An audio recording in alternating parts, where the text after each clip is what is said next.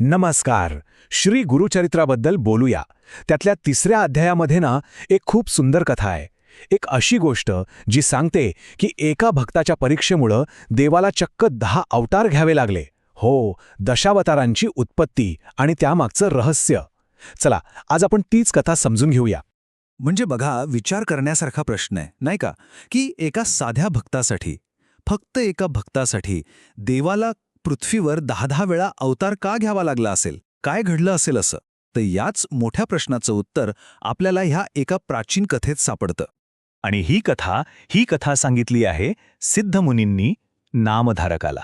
का? तर खरा भक्त जेव्हा संकटात सापडतो तेव्हा देव त्याच्यासाठी अक्षरशः कसा धावून येतो हे पटवून देण्यासाठी. हेच तर या कथेचं सार आहे. चला तर मग थेट कथेमध्ये प्रवेश करूया आणि भेटूया आपल्या कथेच्या नायकाला. त्यांचं नाव आहे राजा अंबरीश. एक असा राजा जो जितका पराक्रमी आणि नीतिमान होता तितकाच किंबहुना त्याहूनही जास्त भगवान विष्णूंचा एकनिष्ठ भक्त होता. तर राजा अंबरीश आहे ना, एका खूप महत्वाचा व्रताचा पालन करायचा. ते म्हणजे एकादशीचं व्रत. आता हे काही साधं व्रत नव्हतं. याचे नियम इतके कडक होते की द्वादशीच्या दिवशी एका ठराविक मुहूर्तावरच, म्हणजे ठराविक वेळेतच उपवास सोडावा लागायचा. वेळ टळली की व्रतभंग. आणि आता कथेत तो क्षण येतो जिथे खरी परीक्षा होती. एका बाजूला होतं धार्मिक कर्तव्य आणि दुसऱ्या बाजूला होतं अतिथीप्रतीचं कर्तव्य. एक धर्मसंकटच उभं ठाकलं होतं राजासमोर. आणि तेही कधी? तर अगदी ऐन मोक्याच्या क्षणी, जेव्हा राजा आपलं व्रत पूर्ण करणार त्याच वेळेला तिथे आगमन झालं दुर्वास ऋषींचं. आता दुर्वास ऋषी म्हणजे प्रचंड सामर्थ्यवान पण तितकेच शीघ्रकोपी. म्हणजे त्यांच्या रागाबद्दल तर सगळ्यांनाच माहीत होतं. पुढे काय झालं? राजाने मोठ्या आदराने ऋषींना भोजनाचं आमंत्रण दिलं. ऋषींनी ते स्वीकारलं आणि स्नानासाठी नदीवर गेले. पण तिथे त्यांना त्यांच्या अनुष्ठानामध्ये बराच वेळ लागला. आणि इकडे राजमहालात काय परिस्थिती होती? तर राजाच्या उपवासाची पारणा करण्याची, म्हणजे उपवास सोडण्याची ती शुभ घटिका, ती वेळ संपत चालली होती. एक क्षण महत्वाचा होता. आता विचार करा राजाच्या मनस्थितीचा. काय पेच होता तो? एका बाजूला जर ती वेळ निघून गेली तर वर्षभराची कठोर तपश्चर्या, ते एकादशीचं व्रत सगळं वाया जाणार. आणि दुसऱ्या बाजूला जर अतिथीच्या आधी, म्हणजे दुर्वास ऋषींच्या आधी भोजन केलं तर तो तर त्याहूनही मोठा अधर्म, अतिथीचा अपमान, एक मोठं पाप. पण म्हणतात ना, जिथे श्रद्धा असते तिथे मार्ग सापडतो. राजा अंबरीश एक सुज्ञ राजा होता. त्याने या धर्मसंकटावर एक असा तोडगा काढला जो अतिशय हुशारीचा आणि धर्माला धरून होता. त्याने काय केलं? आपल्या पुरोहितांचा सल्ला घेतला आणि त्यांच्या सल्ल्यानुसार जेवण न करता फक्त एक घोट पाणी प्यायला, ज्याला तीर्थप्राशन करणं म्हणतात. याने काय झालं तर तांत्रिकदृष्ट्या उपवास सुटला पण अन्न ग्रहण झालं नाही. म्हणजे बघा किती सुंदर उपाय होता हा. या एका छोट्या कृतीमुळे व्रताचा नियमही पाळला गेला, कारण उपवास मोडला गेला, आणि अतिथीच्या आधी अन्न खाल्लं नाही त्यामुळे त्यांचा अपमानही टळला. म्हणजे दोन्ही कर्तव्य एकाच वेळी जपली गेली. अप्रतिम. सगळं काही ठीकठाक वाटत होतं, पण खरी कहाणी तर आता सुरू होणार होती.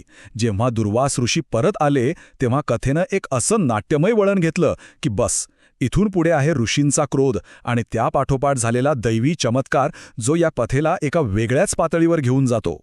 झालं काय की दुर्वास ऋषींना कळलं की राजानं त्यांच्या आधी तीर्थप्राशन केलं आहे. बस, त्यांचा अहंकार दुखावला गेला. त्यांना वाटलं हा माझा अपमान आहे. आणि त्या रागाच्या भरात, त्या क्रोधाविष्ट अवस्थेत त्यांनी त्या बिचाऱ्या निष्पाप राजाला एक भयंकर शाप देऊन टाकला. एवढा मोठा शाप ऐकून राजा साहजिकच घाबरला. पण त्याने प्रतिकार नाही केला, वाद घातला नाही. त्याच्या तोंडी एकच नाव आलं, त्याच्या आराध्य दैवताचं. त्याने फक्त आणि फक्त भगवान विष्णूंचं स्मरण केलं. आणि हीच तर त्याच्या खऱ्या भक्तीची ओळख होती. आणि म्हणतात ना, भक्ताची हाक देवापर्यंत पोचायला वेळ लागत नाही. तेच झालं. भक्ताची ती आर्त हाक ऐकताच क्षणभराचाही विलंब न लावता भगवान विष्णू वैकुंठ सोडून तिथे प्रकट झाले, तात्काळ. आणि आता उलगडतं या कथेचं खरं रहस्य. भगवान विष्णू तिथे का आले? फक्त राजाला वाचवण्यासाठी? नाही. त्यामागे खूप मोठं एक वैश्विक कारण होतं. भगवान विष्णूंनी दुर्वास ऋषींना जे सांगितलं ना, ते अक्षरशः भक्त आणि भगवंताच्या नात्याचं सार आहे. ते म्हणाले, हा माझा भक्त आहे, तो निर्दोष आहे, पण तुमचा शब्दही खोटा ठरायला नको, म्हणून त्याचा शाप मी स्वतःवर घेतो. विचार करा, केवढा मोठा त्याग. आणि इथे कथेचे सगळे धागे जुळून येतात. एका भक्ताला वाचवण्यासाठी देवांनी स्वतःवर ओढवून घेतलेला तोच शाप पुढे जाऊन त्यांच्या 10 अवतारांचं कारण बनला. त्याच शापामुळे त्यांना पृथ्वीवर जन्म घेणं भाग पडलं आणि याच जन्मांचा उपयोग त्यांनी पृथ्वीवरचा भार कमी करण्यासाठी, दुष्टांचा नाश करण्यासाठी आणि धर्माची पुनर्स्थापना करण्यासाठी केला. आपण जे दशावतार ओळखतो, मत्स्य, कूर्म, वराह, नृसिंह, वामन, हे सगळे अवतार हे त्याच शापाचं फळ होते. जो शाप मुळात कोणासाठी होता, तर राजा अंबरीशासाठी. तर मग या संपूर्ण शक्तिशाली कथेतून आपल्याला मिळणारा अंतिम बोध काय? सगळ्यात महत्वाची शिकवण कोणती? या अध्यायाचा गाभा, त्याचा संदेश अगदी स्पष्ट आहे. तो म्हणजे देव आपल्या खऱ्या भक्तावर येणारा प्रत्येक संकट स्वतःवर घेतो. जेव्हा भक्ती निस्वार्थ असते, तेव्हा देवच भक्ताची ढाल म्हणून उभा राहतो. आणि शेवटी एक प्रश्न, जो आपल्याला विचार करायला भाग पाडतो. खऱ्या भक्तीमध्ये, त्या श्रद्धेमध्ये आणि प्रेमामध्ये अशी कोणती अफाट शक्ती असेल की जी साक्षात परमात्म्यालाही अवतार घ्यायला भाग पाडते? ह्यावर नक्कीच विचार करण्यासारखा आहे.